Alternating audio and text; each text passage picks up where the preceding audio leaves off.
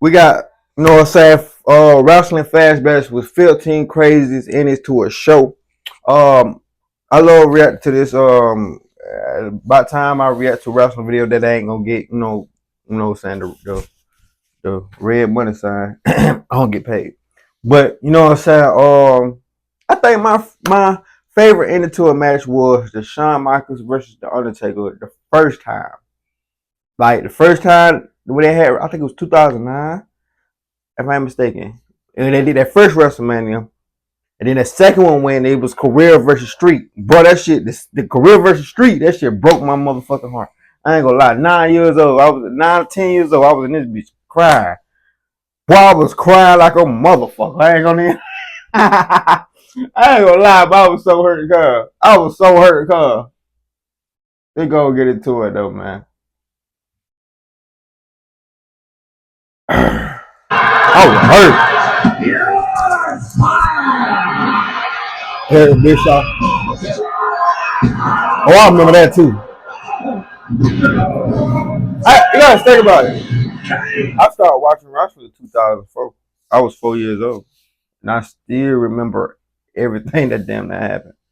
From when Undertaker first time in 2007, I think, don't quote me on that. When Undertaker won the Royal Rumble and he was the first one to point at the sign, I remember all that shit. I ain't gonna lie. I remember small details and all. Oh, I damn sure remember that. Hey, that was the best. At its best in 1997. I know that was in 2009 when Triple H and Randy Orton. Boy, that was a time, cause 09 Randy Orton. And then he had Cody though too back in the day too, and Lex and whole. Some of the endings to Nitro that year rival Attitude Era Raws in terms of grandstand finishes. Most of them involved Sting during his year-long feud with the New World Order and Hollywood Hogan. Sting on his way to the ring. Yeah, they had a lot of good shit. So I wish I was watching them back then. Sting was off the chain. It was especially fun to see the Stinger perform his trademark rappel from the ceiling spot. So sometimes we all may be running a little low. Longer Bret Hart. I definitely recommend you download Not Bret Hart. Owen Hart. Dave Wilson. It's gotta be Sting. Not fool this guy, guys. You guys have eaten a mannequin. One of the most insane Nitro moments occurred on the June 9th show from 97, when Sting came to the rescue of Diamond Dallas Page, who'd been brawling with the NWO in the ring. Sting, while still fighting off other wrestlers, proceeded to hook up DDP to a harness and lift Page off into the sky.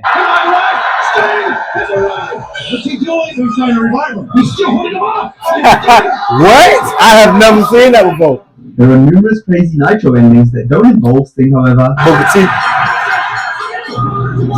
Who could forget when Goldberg challenged Hollywood Hogan for the WCW Championship on July 6, 1998? It was one of World Champion.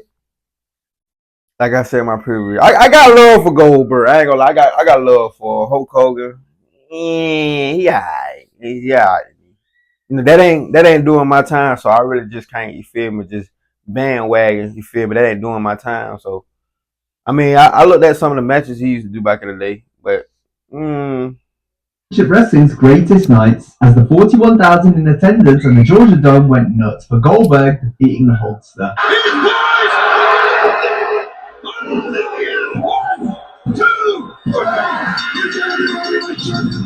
Even though WWE's version of WCW as part of the Alliance faction in 2001 was lackluster, the storyline still featured some memorable segments. every time Stone Cold come, the whole shit go crazy. And goddamn, they went crazy though. Or the Raw.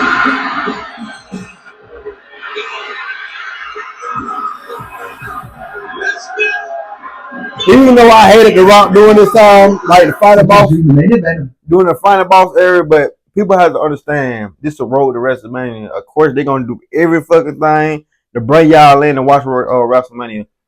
Duh. But every time The Rock, if you love or hate him, you ain't got no choice but to, you know what I'm saying, get excited when a motherfucker come out all the time. You ain't got no choice but to love or hate him. Final SmackDown. You ain't a real wrestling fan if you don't. Tag match pitting Chris Jericho and The Rock against Kurt Angle and Stone Cold saw interference from all the other wrestlers in the upcoming winner-take-all 5-on-5 elimination match. What transpired was an incredible sequence of finishing moves, performing one after the other. I don't remember that. It was the perfect go-home angle for such a huge pay-per-view match.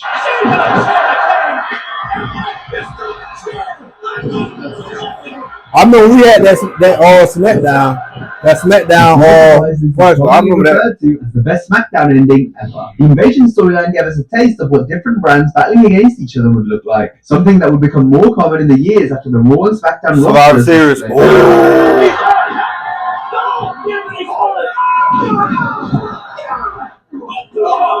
Oh yeah, this is my time right here.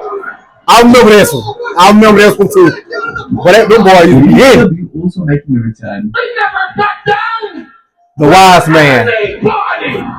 The one. Not to mention ECW. Jesus Christ. ECW. Wow. Did they bring ECW back? It's GG's for AEW. Definitely GG's.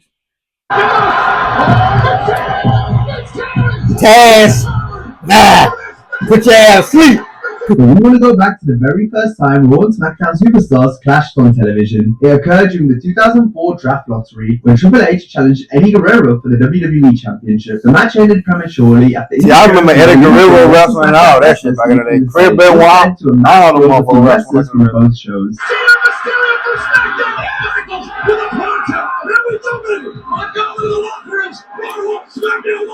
Resulting in a fun and chaotic end to the broadcast.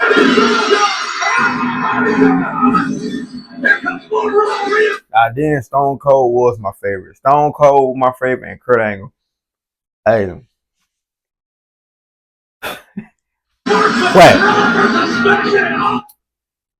Collect all your Damon Priest. stars like Damien Priest and the Judgment Day on WWE. There's nothing like a spectacular wrestling return. There have been countless great returns that closed out shows.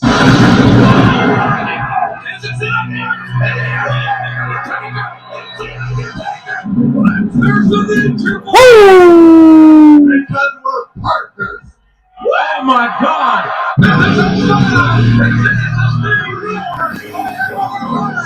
I don't count. Listen. Yeah. Told you. Listen to the rock shit. Don't get old. No matter if you love or hate him or Brock. Hey, I remember this one. I remember this 2012. Y'all know I don't forget shit. I remember that one. When Brock came, I was lost. I had to think I went to the bathroom. I heard that. Wow, ran back in my room so fast. Oh, Brock was one of my favorites too back in the day. Of course, John Cena. Sting! You feel the disdain.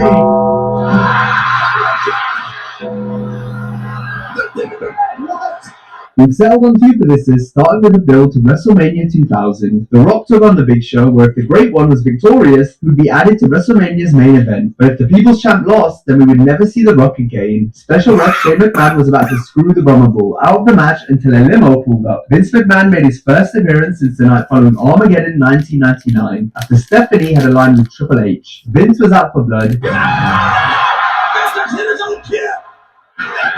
He threw on Shane's ref shirt to help The Rock get the win. It was a trademark Attitude Era Raw grand finale. A month prior to Vince's comeback, there was another memorable return that happened after one of the all-time great Raw main events. The legendary 10-man tag in Dallas on February 7, 2000 was a fast-paced, all-action classic. I would be scared to see Kane back in the day, cuz I ain't gonna lie. Topped off by the return of the Big Red Machine. Oh, Bill. It was one of the many times Kane wreaked havoc to end the show. See, I mean,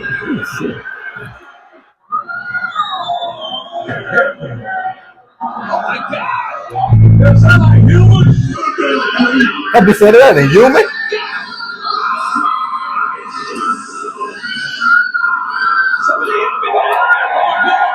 Kane, bitch.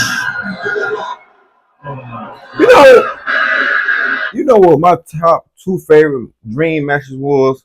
Sting versus The Undertaker and Kane versus The Abyss. Y'all know how good that match would have been? If they would have just did that. That shit would have been so good, y'all. I ain't gonna lie. And the story would have been chef kiss. Damn. Oh, I remember all this.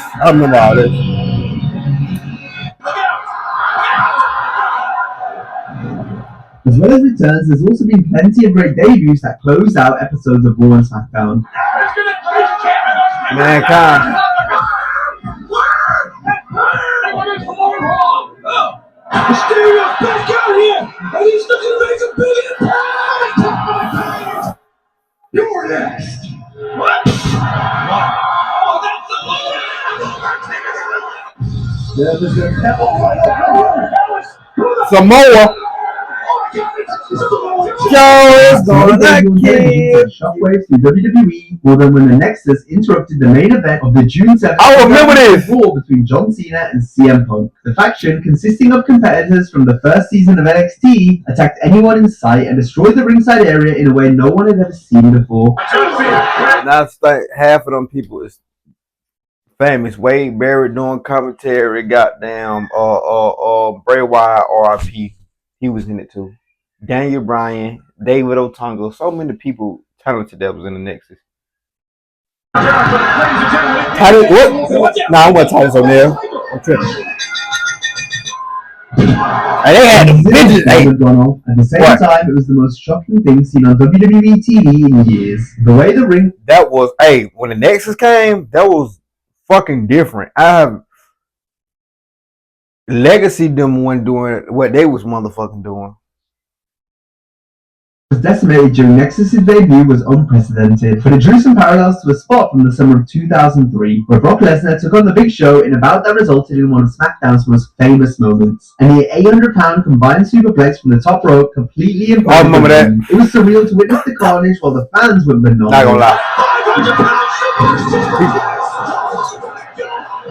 I only seen that shit do it 2 times in a while. That's one time. The time with Mark Henry and Big Show. What?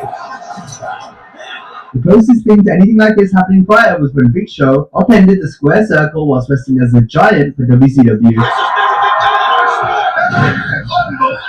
Or when the sheer amount of ECW fans invading the ring caused it to collapse. Both incidents were just 2 more crazy ways a wrestling show came to an end. We go from the ring imploding to a real controlled explosion on a wrestling show. It happened at the end of the June 11, 2007 edition of Raw, the Vince McMahon. And then Chris Benoit. In the weeks leading up to this event, Eddie Guerrero passed away.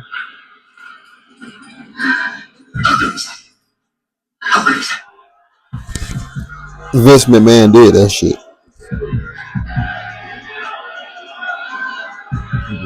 WrestleMania 24, and here's our chairman, Mr. I remember this. He whatever they say he did that shit. McMahon. The end segment to Vince Appreciation Night, when McMahon chose not to cut a promo, leaving the mic in the ring, then awkwardly walking backstage past everyone before entering his limo to leave. Vince scripted himself to be blown up as a way of being written off TV, but the culprit of the crime was never revealed due to the Benoit family tragedy. This forced McMahon to reappear on television, officially cancelling the limo explosion storyline. Tonight's storyline was to avenge the alleged demise of my character, Mr. McMahon. WWE superstar Chris Benoit, his wife Nancy, and their son Daniel are dead.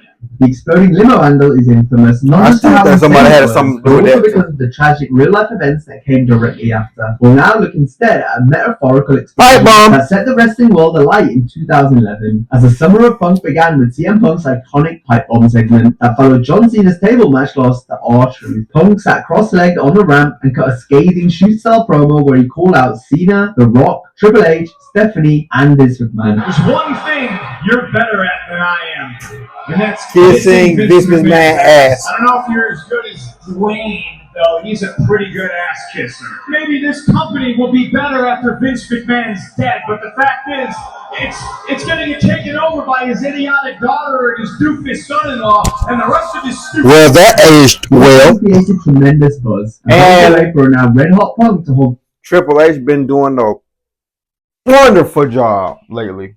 Well, ever since he's been in charge fully, he's been doing a wonderful fucking job. WWE title for over a year. Our last two examples have seen Vince put on blast in different ways, but now we're going to look at when the chairman was riding high 1 minute and then shot down the next. This occurred on the March 26, 2001 simulcast edition of Raw and Nitro when Vince spoke to the world after purchasing WCW. The chairman was in the midst of his celebratory promo on Raw when he was interrupted on the other show by son Shane, who would reveal the true owner of WCW. And the name on the contract does say McMahon, Shane McMahon. Vince certainly felt betrayed by his son, and he wouldn't be the only person in history to be stabbed in the back at the end of a Raw. Oh, brother. Anyone with $10,000 or You more better not bring up personal loans Seth Rollins turning on the Shield. Bring that up. You in debt for decades. It's gonna piss me off. Oh, that even pissed me off even more. I remember the Evolution shit too. That shit pissed me off too. Watching that shit live really broke my heart. And to see everybody grown, like Ric Flair still look the same, Triple H, the owner of WWE, Batista doing wonderful in movies, better than The Rock if you ask me. Randy Orton still in the WWE, still active. No matter if you got a belt or not, he's still loyal to the company. And I was watching this motherfucker when I was 5. I'm 24, finna be 25 now. And he's still on TV. It's good, and it is blessed, and it is grateful. For both sides. That's the man's wife. What the hell are you people thinking here? Oh, little bitch. On the little... Oh, what are you doing?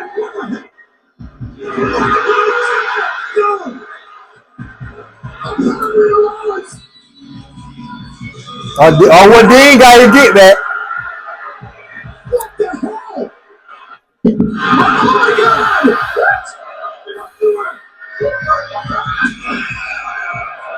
But perhaps the most famous betrayal to close out the Red Brand occurred on June 2nd, 2014, after the Shield had defeated Evolution twice on pay-per-view. With just Triple H and Randy Orton left, a plan B was required, and it came in the form of a chair shot heard around the world. There's always a plan B. Batista quitting was a key point in the Rollins turning on the Shield storyline. The turn did wonders for Rollins. Not gonna lie, I want Batista to come back to WWE one more time. I want to hear that "I Walk Alone" one more motherfucking time. One more time. You ain't gotta do it on. You can just come left Evolution in the dust on the February 21st, 2005 Raw. Fresh off winning the Royal Rumble, the Animal was to choose what title he would be challenging for at WrestleMania 21. Dave opted to challenge. Crazy. I was watching this at 5 years old. Creating one of the and know everything that was going on.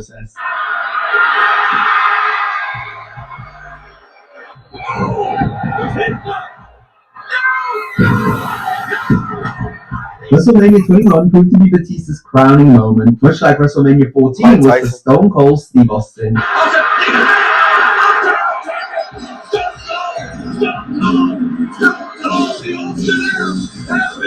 But you could argue Austin's face-off with Mike Tyson on the January 19th, 1990 Raw was when the whole world first took note of Stone Cold, as Austin established himself as arguably the baddest motherfucker on the planet by getting in the face of the baddest man on the planet. So here's to ya.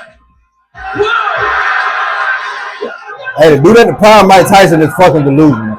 Now you know Stone Cold is fucking The crazy. segment was one of many great show endings involving the rattlesnake.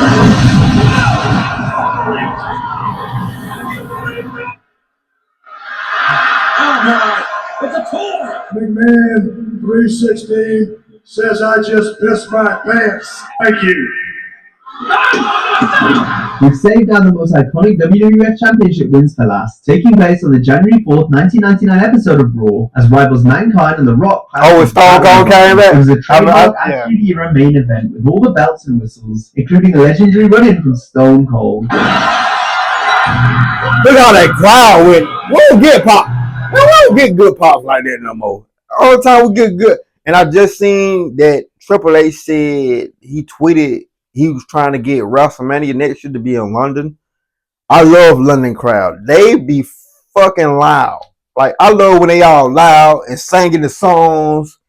I don't like all that. Then they be like, I don't like low pops. I don't like that. From Yep, the pop like commentary, this. to the crowd interaction, to the feel-good special moment that was created, it was the perfect storybook ending to a wrestling show. I'd